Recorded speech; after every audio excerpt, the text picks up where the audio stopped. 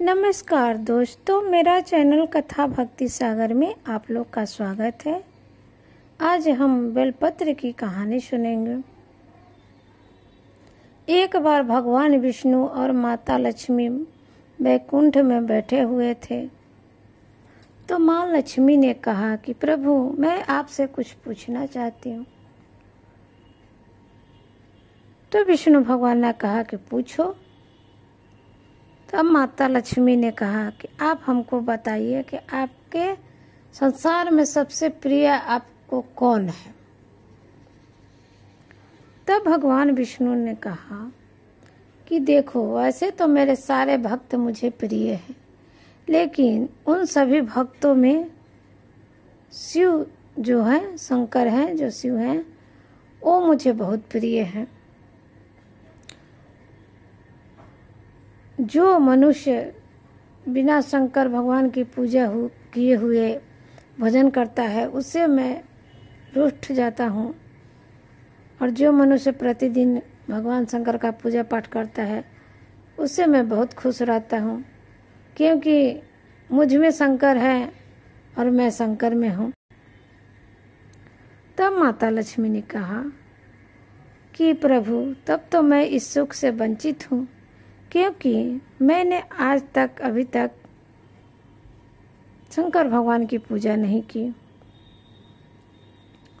भगवान बोले, ठीक है, कर लो, नहीं की तो आगे अब कर लो।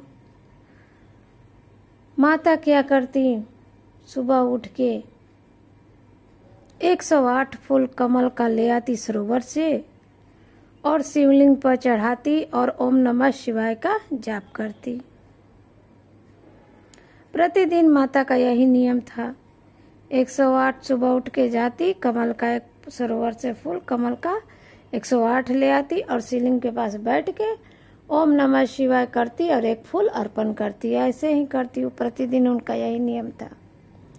एक दिन वो पूजा कर रही थी, अभी मंत्र का जाप 2 बाकी था और फूल खत्म हो गया। माँ ने बहुत सोचा, बोली कि बताओ, मेरा तो पूजा अधूरा रह जाएगा, फूल कैसे खत्म हो गया, 2 फूल कम कैसे हो गए। मैंने तो बार बार फूल को गिना था, पूरे 108 थे। अब माता समझ नहीं पा रही थी कि अब मैं क्या करूं, कैसे पूजा को पूर्ण करूं, मेरा पूजा तो अधूरा हो जाएगा। और ये सारा खेल तो खुद भगवान शंकर ने ही रचा था। 2 फूल को उन्होंने गायब कर दिया था। देख रहे थे कि ये क्या करती हैं। तब माता लक्ष्मी को याद आया कि भगवान विष्णु जी कहते हैं कि तन एक सरोवर है और शरीर का जो अंग है पुष्प है। तब माता ने सोचा कि मैं अपने शरीर को अंग को काट कर 2 अंग को काट कर शंकर भगवान पर अर्पण करके ये पूजा मैं पूर्ण करूंगी। उन्होंने तेज धार वाले अपने चाकू को उठाया और अपने स्तन को काटने के लिए सोचा।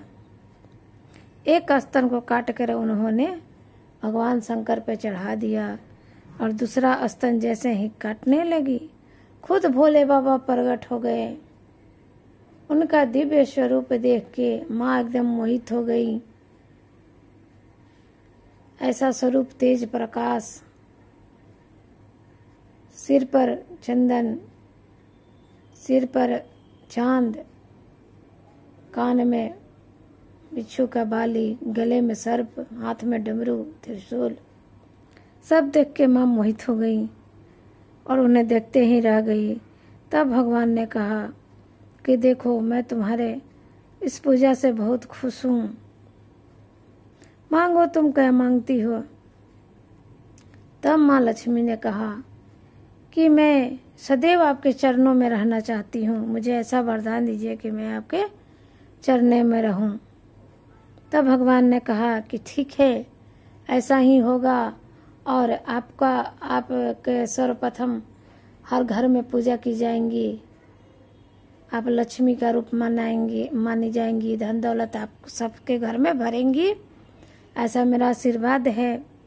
और जो ये स्तन को आप काट के मेरे ऊपर चढ़ा दी है, इसी से बेल का पेड़ निकलेगा, वही जो पत्ता आप सदैव मेरे ऊपर मतलब रहेंगी, जो आपका पत्ता को तोड़ के, बेलपत्र को तोड़ के मेरे ऊपर चढ़ा देगा, चंदन के साथ चंदन लगा के जो बेलपत्र को चढ़ा देगा, उसे वैकुंठ की प्राप्ति होगी। ऐसे आप सदैव मेरे चरणों में रहेंगी। शंकर भगवान ऐसा आशीर्वाद करके चले गए। तब वहाँ शिवलिंग के पास ही एक बेलपत्र का पौधा निकला और उसमें से खूबसूरत पत्ते निकले। तो इस तरह से माँ सदैव शंकर भगवान के चरणों में रहती हैं। जो भी बेलपत्र को चढ़ाता है, चंदन के साथ चढ़ाता है, ओम नमः शिवाय जाप करके चढ़ाता है, उसके घर में सुख शांति की कमी नहीं रहती है। भोले बाबा तो ऐसे ही दयालु हैं, दया बरसाते हैं और मरने के बाद वैकुंठ की प्राप्ति होती है। जय हो भोले बाबा की, जय हो भोले बाबा।